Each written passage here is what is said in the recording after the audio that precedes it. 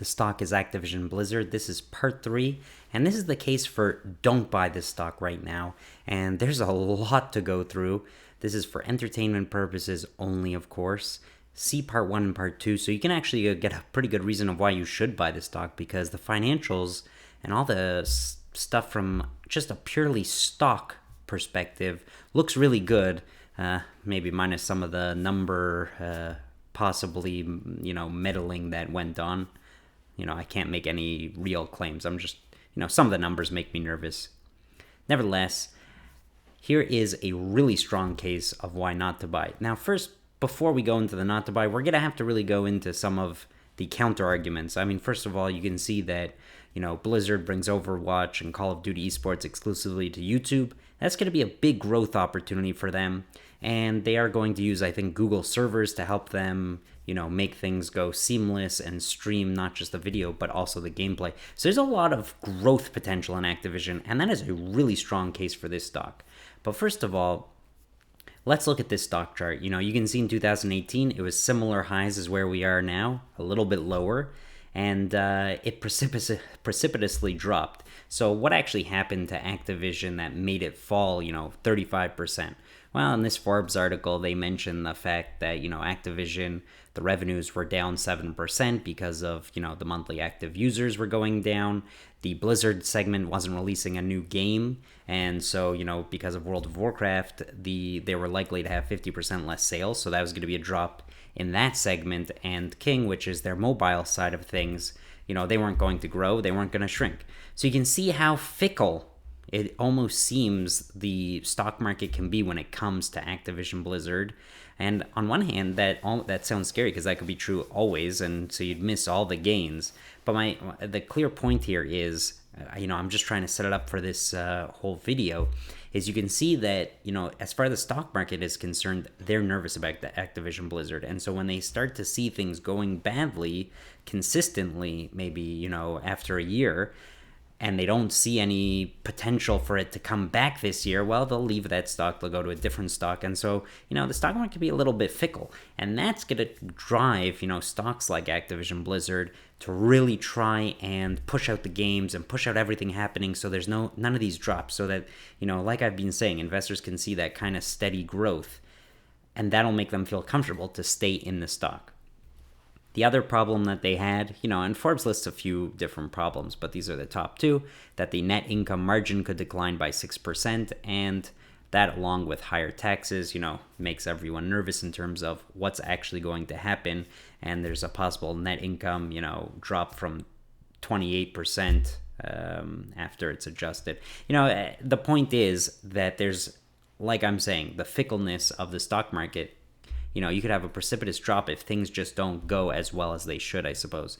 And that's true of a lot of stocks, but I think that's especially true of Activision Blizzard.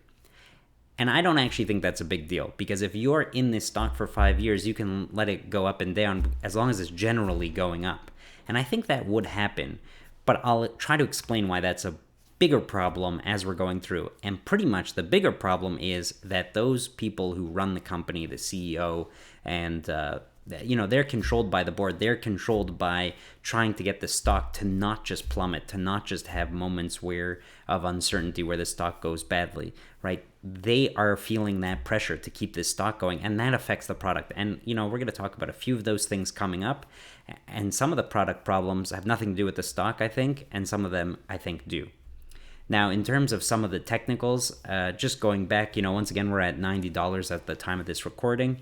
If it drops below that top blue line, that $87, which was the last high, it could drop, another $5 to the previous place of support, at below $85, that next line. And those other two arrows, if you watched our previous video, was insider trading, people who were already selling when it got to those marks.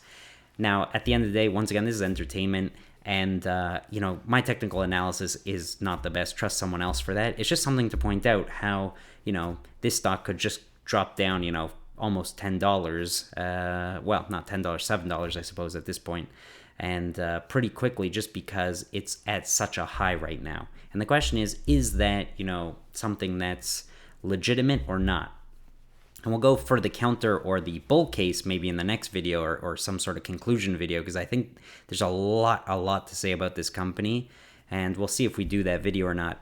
In reality, in these three parts, you should really be able to assess the stock both on the good and the bad, I think, and see where you're willing to take your risks. Please subscribe, hit the like button. It takes a lot of time and everything, so I really hope you appreciate it. But let's go into all the problems with Activision Blizzard, and probably a few positives thrown in there as well. Okay, first of all, there was a major problem when it came to Call of Duty fans. There was a PlayStation exclusive agreement. What was this exclusive agreement? Well, PlayStation players would get 25% bonus weapons. So their weapons would be better, among many other things, of course, mentioned here that you can read through if you'd like. But I think that's probably the most egregious, as this article anyway says, and it really affects the gameplay. It means that those people who play on PlayStation will have an easier time in the game. That's pretty detrimental to anyone who's playing on any other console, for example. And we mentioned before how one of the strong points of Activision Blizzard was that you could play on the PC.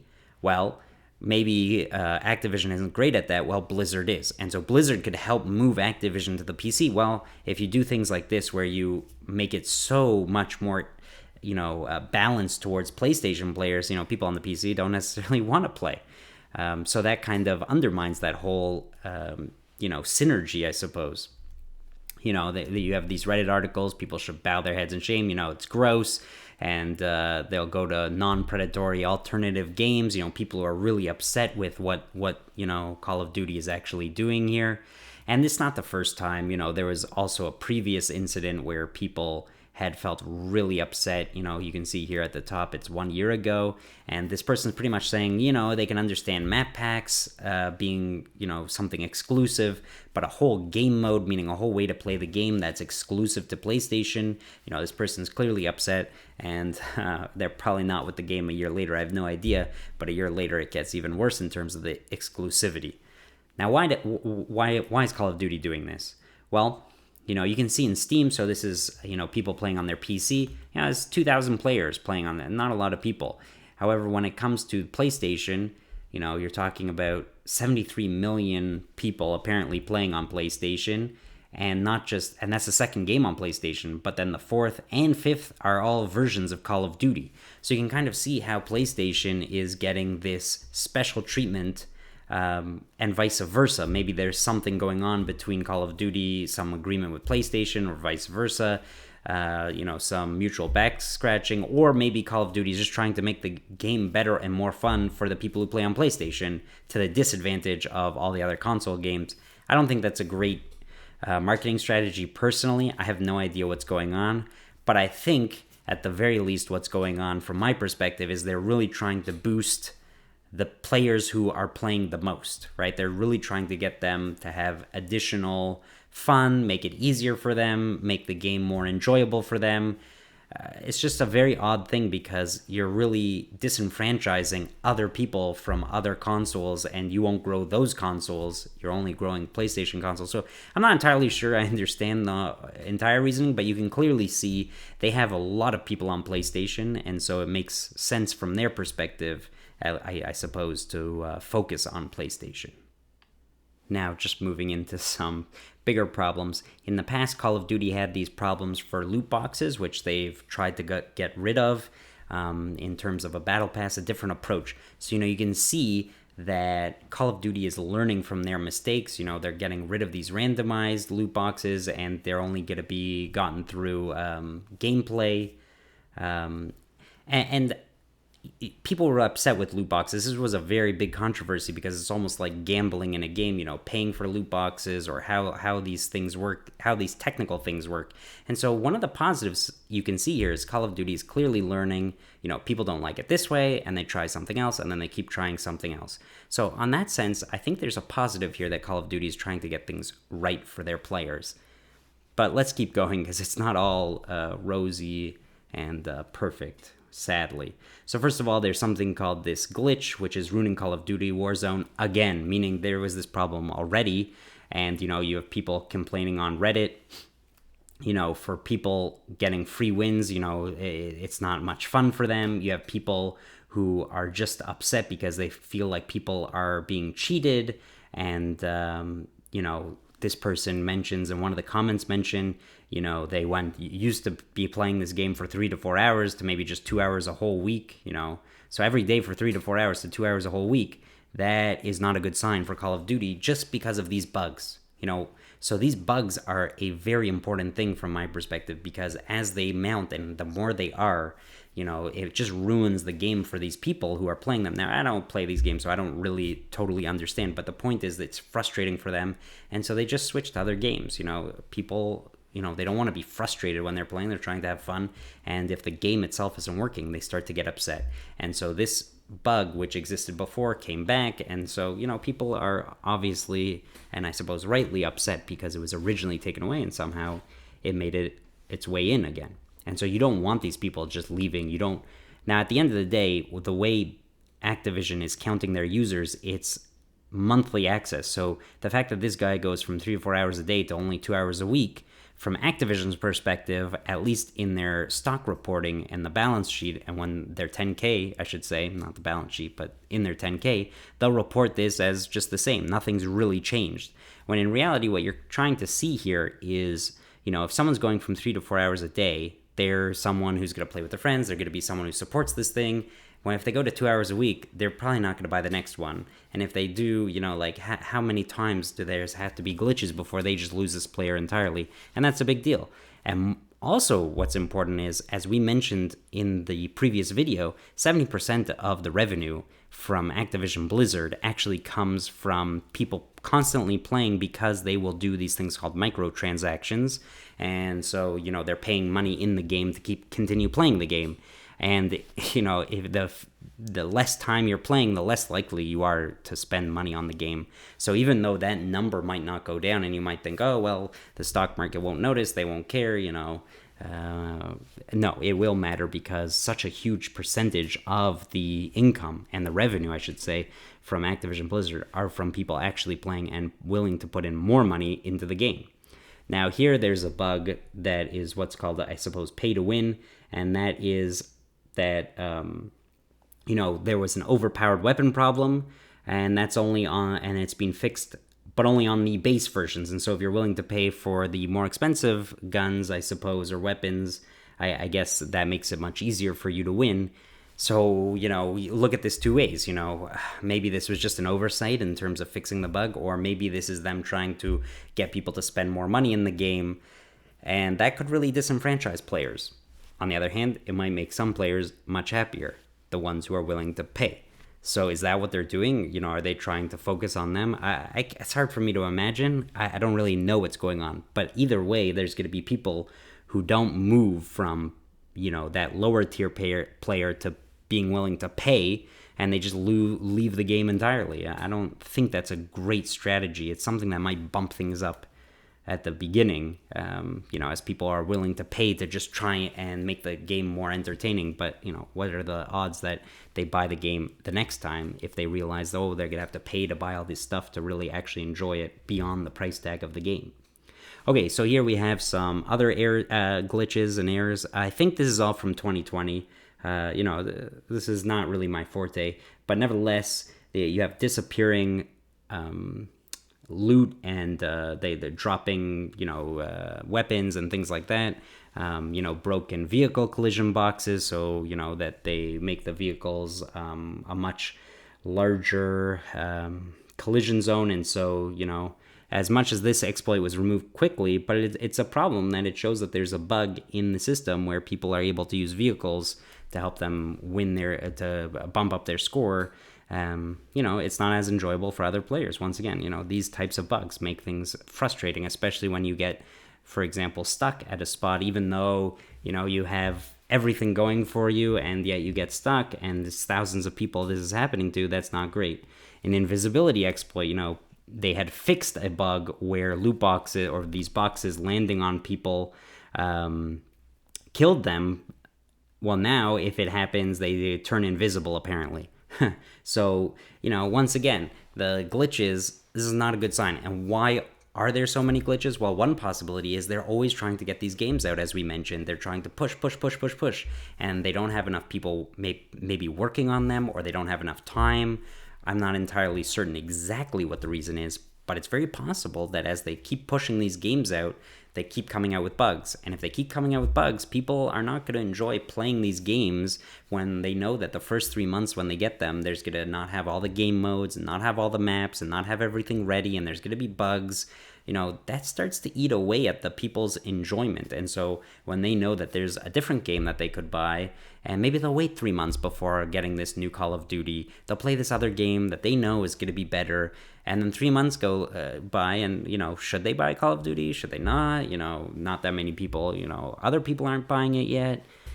That's a serious risk. That Call of Duty is really it's now, to be fair, as we mentioned in one of our previous video, they have started spending more on developers and hiring more people. So maybe they're trying to address this problem.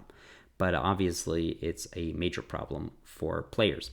Now, here is a not so great sign. One of the developers has asked the community for more respect when it comes to communication. So, what's happening? Well, the lack of communication is yet another component of the frustration for fans that have become quite hostile to the development of the game, right? They're upset with certain things and the way things are happening, and so they make a complaint or they make a suggestion and nothing happens, and they start to get more and more hostile. That's not a good sign. That's showing you the frustration. Palpable hostility is not a great thing when it comes to a video game, as far as I'm concerned. Okay, now we have a different article that talks about how Warzone needs major fixes if it's to survive 2021.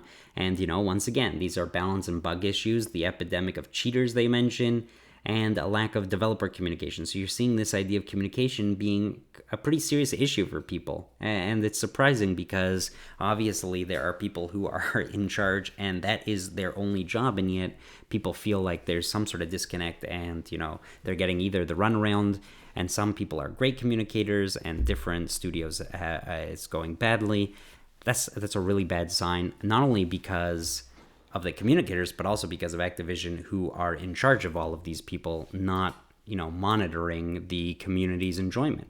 Now, another issue is, and this is something that people were unsure about, which is called skill-based matching. And the idea is roughly that if you're really good at the game, you should play someone else who's really good at the game. If you're really bad at the game, play someone else who's really bad at the game. Keep everything even, and so it's more enjoyable for everyone. I think that was the idea going into it. A lot of games have this. People weren't sure if it really existed in the beginning. I think it's quite clear that it does, and it's a controversial topic that's apparently dividing a toxic multiplayer community, and so people are really in, just different camps. And so the risk here is if you've split your community into two, well, the risk is that half of it, or however many are in that other camp that dislike this, they might just leave. They might just leave to a different game. That, to me, is a very bad sign. So, you have these tweets of people, mention that, they play extensively, but they join games that are not enjoyable.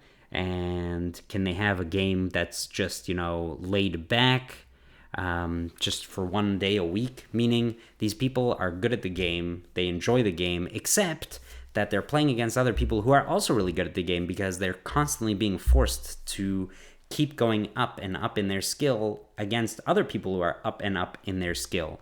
And so what's happening is you're getting people who are really good, only playing people who are really good, and for them to enjoy the game by being good at the game, they have to try really, really hard, and it's not enjoyable. You're not like just having fun. It's forcing people to try their hardest to play a game when they really just want to relax and play, and they want to play against everyone, and they want to enjoy the fact that they've improved their skill, I suppose. I don't think they want to just play against people who are all bad, and that's no fun. I think the idea is when you join a random group of people, the more experienced and the better you've gotten at the game, you kind of, I wouldn't say show off, but you get to enjoy that skill. Whereas now you don't get to enjoy that skill.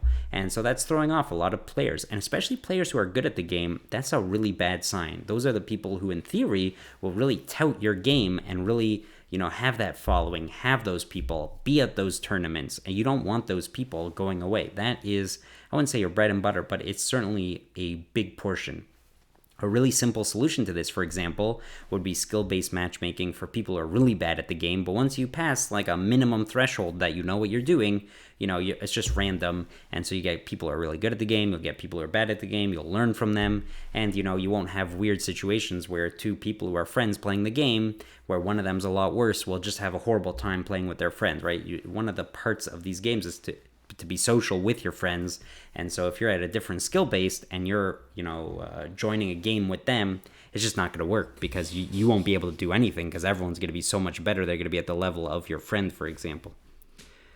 And there's some mention where people have found ways around the skill-based matching, some sort of, I don't know exactly a hack, but some way to get around it. And it's been reported to Activision specifically so that they can fix it so people can't get around it.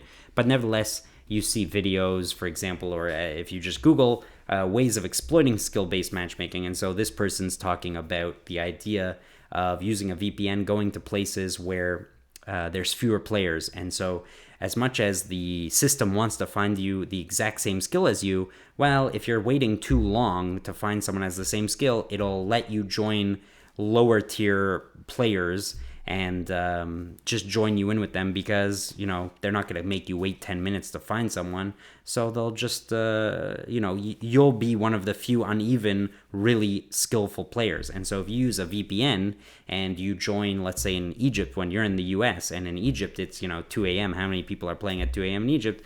So this person can then pretty much play lower skilled people. So it's that upsetting to people, and you have 350,000 views on this in just a few days.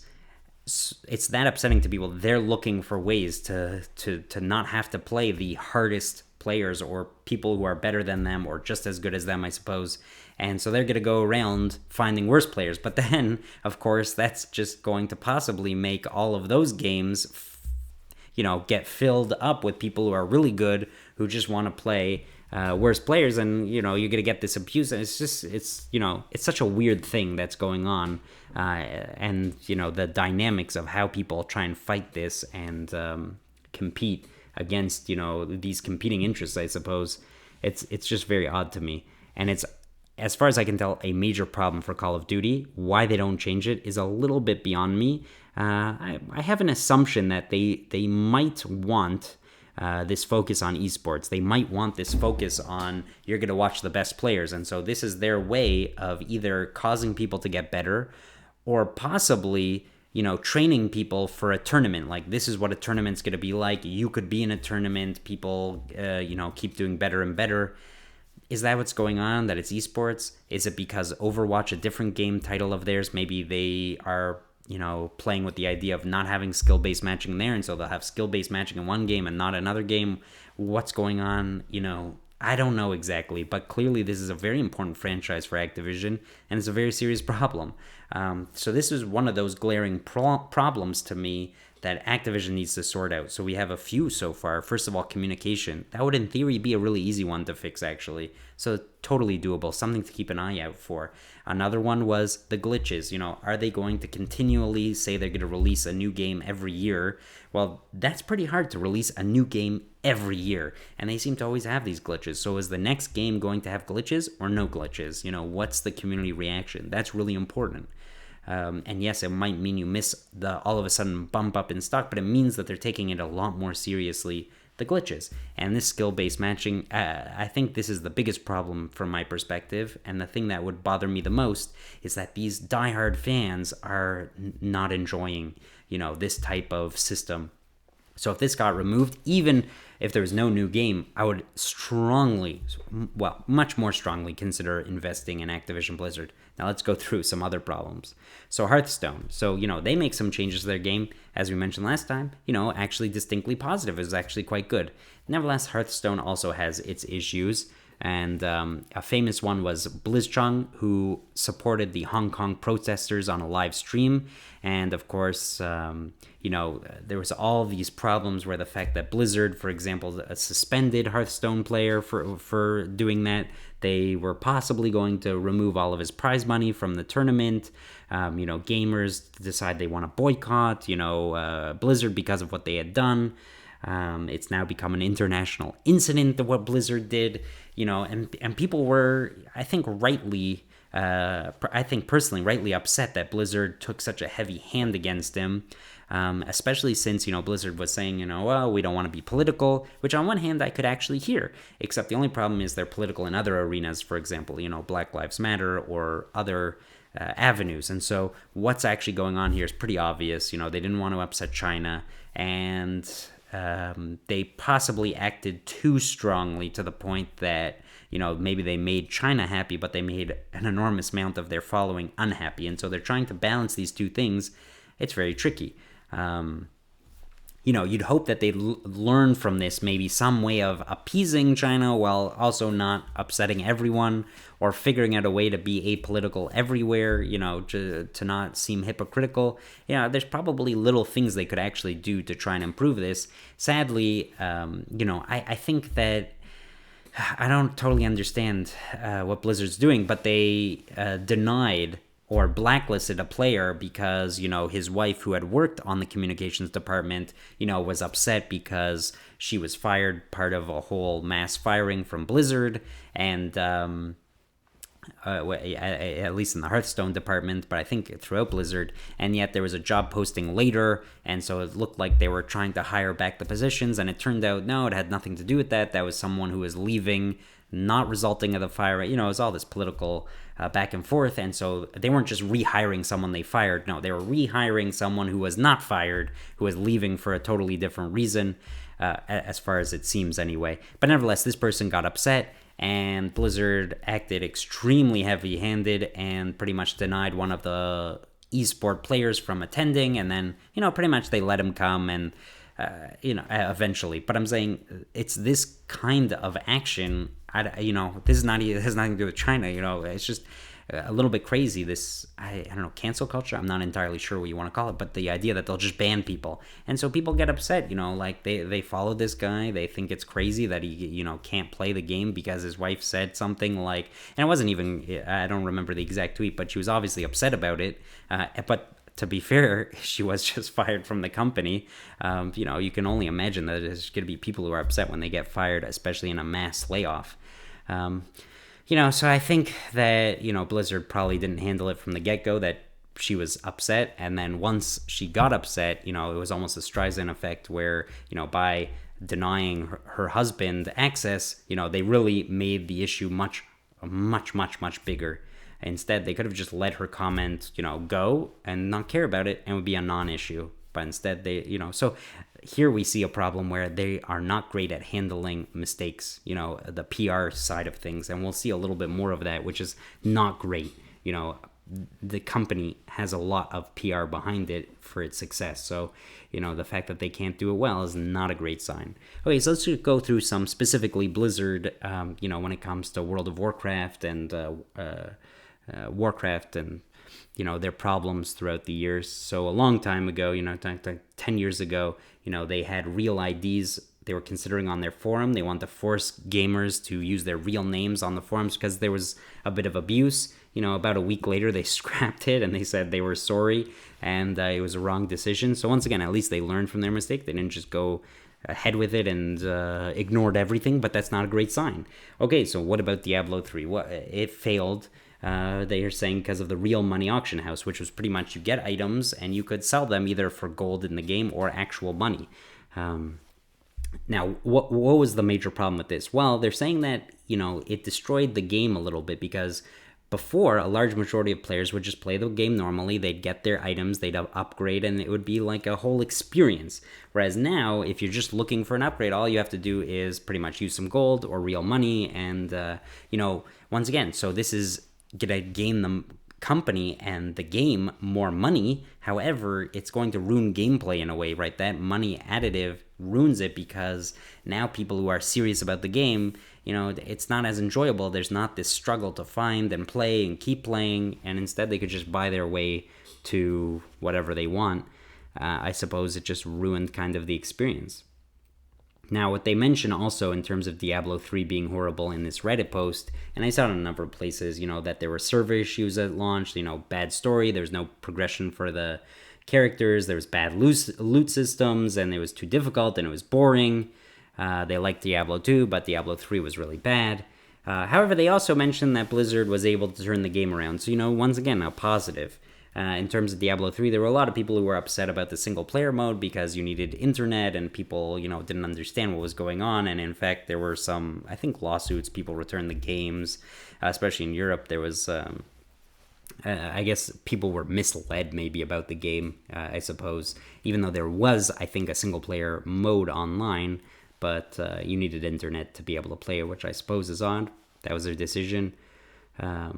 Nevertheless, a mistake. Now, when it comes to Diablo Immortal, this was a major PR mistake, and the reaction from fans was unkind at best. They had 1 million views on the trailer, and yet 250,000 dislikes. That is not a good sign. And in fact, at the Q&A, when people were, in fact, booing the developers, not everyone, but there were a number of people who were, obviously fans. They come to this and they booed. Someone had actually asked whether this was all, a delayed April Fool's Day joke. Like, they just couldn't understand. And so what was the problem? The problem was that Blizzard made this big deal about this new Diablo game, and it turned out that it was for your phone. It was an app for your phone to play this game, and people were booing, and the developers pretty much said, "Whoa, you guys have phones, or a tablet, or Wii or something. You could play there." Like they couldn't understand, and that's bad for two reasons. One, there's a PR problem here, obviously, that people were expecting a new game that they could play. They obviously enjoyed the previous 3 versions enough that they're at this event. They're excited. There's a trailer. They're so excited about what's going to happen. There's a slow build up, and then it's not the game they expected. It's a phone game, not at all something. Maybe they would enjoy playing it, to be fair. And the developers were somewhat right. The problem was the way it was presented. They really felt like there was going to be a new game. This is going to be amazing, and they were let down. If they had made the new game and the phone game at the same time, I think people would possibly actually enjoy the prospect a lot more. And in fact, you kind of, in the previous video, we talked about Crash Bandicoot, the new console game, and the new phone game. Maybe this is them learning from that mistake. But, it's not great in terms of the PR. And of course, obviously, the developers, that can't feel great to be booed after working, I'm sure more than a year on a game that they thought was really going to be, applauded, So it's just a really bad sign in terms of them understanding their consumers, I think. And let's move on to the next problem. So Nostalrius, if I'm pronouncing that properly, was a World of Warcraft server. 2015, pretty much it was the classic World of Warcraft without all the added expansions. Blizzard said no, why would you actually want that? And eventually they were forced to take it down in 2015, and eventually Blizzard had their own World of War Classic, a vanilla server, same idea, but it was only 2019. So it took them 4 years. In fact, the people who were behind Nostalrius, once again, I hope I'm pronouncing that right, pretty much they wanted to help Blizzard actually, once they had it taken down, we'll help you bring World of Warcraft Classic, to people, and, Blizzard didn't want that. Why would you want that? Once again, not understanding their consumer base. Of course, finally they see that some players, in fact, prefer World of Warcraft Classic over retail. Now, this article mentions one of the reasons are social consequences. So they mention this idea that if someone in your group who you're playing with, maybe they're not from your server, and so they might be cruel to you or do some mean things because they can just kind of jump in and jump out. But on World of Warcraft Classic, there's social consequences because you know everyone. But I think they're missing the most important point. You know everyone, right? There's this social aspect to the game that you know people and you meet people and you enjoy running into the same people. It's almost like a world. And it's not just you happen to join a group to go do some quest and then you join a different group and you keep just jumping in wherever you want. No, you kind of grow together in this other version. And so it's something the game was missing in all these expansions because they wanted to make the game easier to play. They wanted to open it up to more people.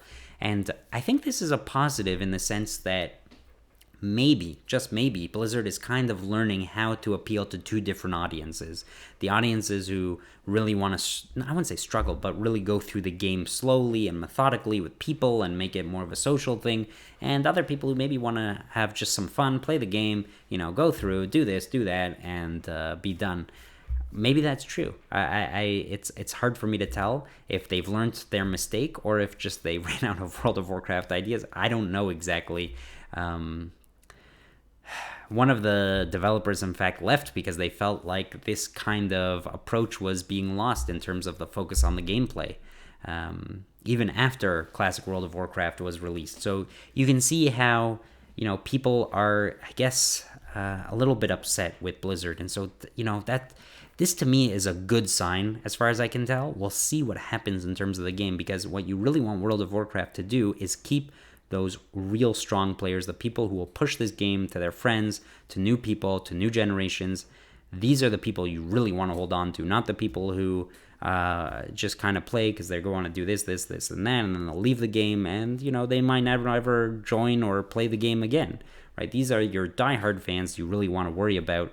And in fact, there was a whole other server, a private server that someone created called Nostalrius. Sorry if that wasn't clear. Where they wanted to offer the fans this idea, and they got 800,000 people to join in. It's almost hard to imagine how Blizzard could shut that down, not realize that there's a whole segment. So on one hand, it's a little scary. They don't understand the community. On the other hand, well, they turned around. Took 4 years. That's not great, but eventually they realized their mistake. So yeah, it's hard for me to really gauge if this is success or not, but at least it's in the right direction at this point. Now, I just want to bring this up. Blizzard and Valve had a lawsuit over Dota. So Dota was, I guess, a game that someone designed in World of Warcraft. Once again, I'm not exactly sure how this works. It's going to come important in a second, but pretty much Valve got control of Dota, and it's this famous game now that people play in terms of esports. Blizzard lost it, and they lost control of that property. Obviously, Blizzard was upset, and people are actually surprised. How could Blizzard lose that lawsuit? Well, it probably involves the person who actually created the game, probably owned the ownership of it, but Blizzard lost a lot of the copyright, including the word Dota. They took a different name, Defense of the Ancients. Whatever it might be. Nevertheless, this is really important. Why? Well, first of all, they lost an important piece of World of Warcraft, but more importantly, it's going to explain a little bit of their actions in the future. And this is how Blizzard learns and maybe steps on a landmine. So, World of Warcraft 3 Reforged became one of the lowest user-rated games on Metacritic. That's never good. And people were obviously really excited about this game. The problem was, first of all, people with the old game, and yes, people were playing this game, Warcraft 3, the 2002 game. That's an 18-year-old game. They were still playing with it, and if they wanted to continue playing with it, they would have to download a 30-gigabyte patch. And when they did that, they would discover tons of features that were missing that existed for 2 decades. Tournaments, clans, people being able to play on LANs, ranked ladder battles. All this stuff had just been removed without Blizzard communicating. Once again, this point of communication, very important. Not only that, but Blizzard pretty much mentioned that there would be upgrades in terms of the cutscenes and how they looked, which are these films and visual animations. And it didn't happen. In fact, the ones that they trailered, were cut. So people felt really upset right there. And then, everything was made to look better in terms of the graphics, work on 4K, except the frame rate pretty much stayed the same because they had to make it work with the old Warcraft 3. And so as much as everything moved at a faster frame rate and that you could move everything around more fluidly, well, the appearance of the people moving almost looked like stop animation because those frame rates for the actual character movement remained the same. They remained untouched. And so it just made it look awful, I suppose, from their perspective. Now, another problem, and this is why I brought up the Dota thing, and it sparked, from people being disappointed to actual fury, as this article points out, and that was that maps and game modes would now be the legal property of Blizzard. So here Blizzard realized they didn't want to have this Dota thing happen again, and so now they're going to own whatever happens in this whole World of Warcraft 3, and so people were just not having it. They were extremely upset. Obviously, Blizzard kind of learned from the mistake, but they stepped on a landmine. A better position might have been that, Blizzard owns 20%, 50%, something. I think I think maybe it would have been a genius idea for Blizzard to say, hey, if you can improve our game, make a game mode, make a map that everyone loves to play and they're willing to pay for it, let's partner together. You're using our stuff. We'll even support you. We'll even, advertise you possibly, and we'll take a share and you'll take a share for actually coming up with the idea. Now, obviously, no one wants to develop these things for Blizzard because they're not just going to own them. There's no thought of them actually making money, and they feel cheated, and they'll just go to other games, where they can craft things and still own at least some ownership. So, I think, sadly, Blizzard, kind of got the right decision. How could they lose Dota? Let's not do that again, except they went so heavy-handed in the opposite direction, not caring about people, not putting the shoe on the other foot. And I think that was a major mistake. And maybe Blizzard feels, oh, why should they own anything? This is our game, and we gave them the tools to be able to do this. I suppose that's true. You might think that, but people are not going to develop for a game where people feel like they're being cheated, and they're not going to get any revenue where you're going to make, millions of dollars. And so that was a major problem. And so Warcraft 3, which was supposed to be this great, exciting new game for people to really get back into this game after 18 years, it just fell flat. And so now what's going to happen on the next release? People might expect horrible things and they might not buy it. And so, this is, once again, one of these things where Blizzard just doesn't know, I suppose, what they're doing in terms of their community. It's just scary. Now, the next problem that Blizzard's facing is almost like a brain drain. You have people leaving Blizzard, for example, the co-founder, Mike Morhaime, and he makes a new gaming venture called Dreamhaven. And, this guy was beloved, and probably because he was a programmer at Blizzard, and he became the CEO, and he was pretty much this very important person who was, as described by other people who worked there, almost like a buffer between the people who were worried about the accounting and the stocks and all this stuff and the actual product team who were programming. And so he was the buffer. He kind of tried to handle both sides, understanding what each side wanted, and he was in the middle, and he was straddling both sides. And yet he's left. He's starting his own studio, obviously because he didn't like where Blizzard was going, which is not a great sign from my perspective. You have something called Frost Giant Studios, and you can go through this list and see all the people who had worked, obviously, at Blizzard. This is a different studio. And Mike Morhaime took his own talent from Blizzard. And presumably they wanted to leave. They wanted to go with him. And so all these people at the top that he knew, all the people at the top in this Frost Giant Studios, and it's not the first time. This is the fourth time where people have taken ex-Blizzard employees, and they together found a new company, a new business. And so what does this mean? Well, this means that there's a lot of people who really are into Blizzard who are going to look at the games they loved. Oh, they're making a new game, and they're going to try that first possibly because, they've found all these problems with Blizzard. They've found all these problems with Activision. This is really not a good sign, and it's a problem when Activision and Blizzard are cutting their costs, and they're not paying people enough, and they're not, giving people enough time to develop the games they want and to allow them to make the games they want. And this is a really, really bad storm. Now, Blizzard will probably find other people with talent.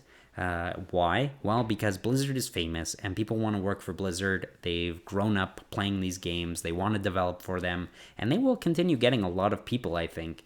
But it's just not a great sign because these money-making games that they have developed have been on the backs of these people who are now leaving. And have they trained the people under them?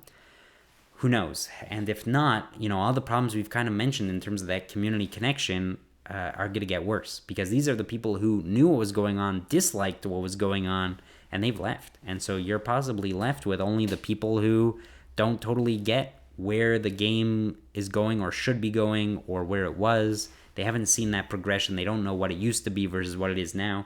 And so it might be a lot harder to get back. So to me, this is the case for not buying Activision Blizzard. it's hard for me to explain other than saying that the product is having problems. It's having growing pains. Activision's having all these bugs and this really strong position to skill-based matching. They could fix those. Those are not so hard to fix, in my personal opinion. Blizzard, these are problems that, yes, they could be fixed, but I think they go to, the PR and also to, understanding what the community wants. And they seem like they might be moving towards the right track. And so that's a really strong positive from my perspective. I think that these are things that you can, if you're already in the stock, maybe you want to keep it. I don't know exactly. That's your decision. You can keep your eye on these things, though. And so that's really important. If they improve, if they do a 180, if they improve a lot of these issues going forward, that would be amazing. You could really hold strong to this stock, I think, if they really take their community seriously and not just kind of say, oh yeah, we're sorry, and you can follow up on some articles as the months go on. I think that the stock, to be fair, will probably see quite a bounce. I'm not entirely sure, but they have a lot of stuff coming out, in the next year. There's the possibility of Overwatch 2 coming out, a really, really popular game. There's the possibility of, Diablo 4 coming out, and, we'll see what that brings in terms of people enjoying it or not. And then there's, of course, Call of Duty. I'm sure will come out with a new title. Will they have solved all of these problems? It's hard for me to say, especially in terms of the PlayStation exclusivity agreement. You just see that getting worse and worse. So we'll see if there's enough backlash to upset, to make a change. I don't know exactly. Really what you want to see from Call of Duty is fewer games released per, not an every year cycle. They need to work on the glitches. They need to actually improve the games to make sure these things don't happen. That would be better. That would be a step in the right direction. Blizzard, you want to see them listening to the community, fans actually enjoying and praising the games, not getting horrible Metacritic scores, for Warcraft 3 Reforged. Luckily they can redo these things, in terms of programming. They could come back into Warcraft 3 Reforged and solve a lot of these problems, especially the EUL agreement, especially some of the animations. These are things that can be fixed. The problem is, how many times can you step on a landmine and do something wrong and not annoy so many fans that you've kind of ruined your fan base? When is enough enough? And we saw these Reddit posts where people are really upset. So that is the risk in terms of Blizzard, but it's very easy for them to move in the right direction. Won't necessarily cost them an enormous amount of money, but they have to be signs and big decisions. Otherwise, these other studios that are coming out with lots of money, and they don't need the same amount of money, especially for distribution. As we mentioned, it's a lot easier to compete nowadays. They're able to get loans much more easily because gaming is seen as a real legitimate industry and not as big of a risk industry. So these people are getting lots of investment. They're getting loans. They're getting to be able to compete with Blizzard. And unless Blizzard acts quicker and sooner than later, I would be very nervous of other studios, especially from Blizzard employees, eating up their margin, eating up, the people who enjoy their games. So that's, I suppose, my rant. I am not a game player. I have really no bias, but I'm just trying to listen to other people. And maybe it's the people who have problems scream the loudest. But to me, I just kind of see problem after problem after problem. And we went through the things that they could go through to really solve these problems. So if you enjoy this, it took a long time to record and to research. Please subscribe, like, and I thought it was really, really important. And as much as the stock looks amazing, these problems seem to me really glaring, and I'd be nervous personally buying. And so me personally, I'm waiting. I'm going to try and see what's going to happen, first of all, with the stock, just in terms of the technicals, what's going to happen, but also what's going to happen in terms of the product. I think they're going to have a huge bounce, and we'll talk about it maybe in another video if it's necessary, because like I said, there's all these products coming out that would generate huge buzz. If they were smart, they would stagger them a little bit more, giving them a little bit more breathing room for the company to constantly have new titles. They could spread them out. I think that would be a little bit genius, although sad for the players, so it's hard to tell exactly. But for me, I'd like to wait and see exactly what's going to happen. If you're more aggressive, you could get in on this and really get into this esports market. But for me, like I said, just a little nervous. Thanks for watching.